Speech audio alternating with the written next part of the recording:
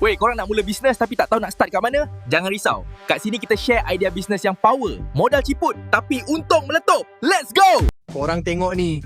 Bayangkan musim perayaan di Malaysia. Cuaca panas, membakar, sampai kipas rasa bersalah tak tolong. Tiba-tiba, satu rumah bersalji. Ni bisnes orang luar buat.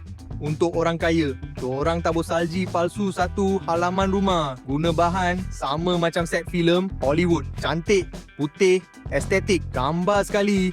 Snap terus nampak macam raya dekat Switzerland.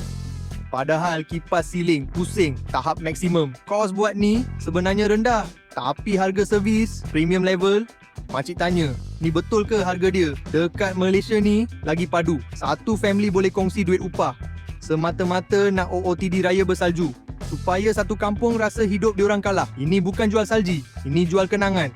Plus konten plus dengki jiran. Musim je, tapi sekali buat boleh cover belanja setahun.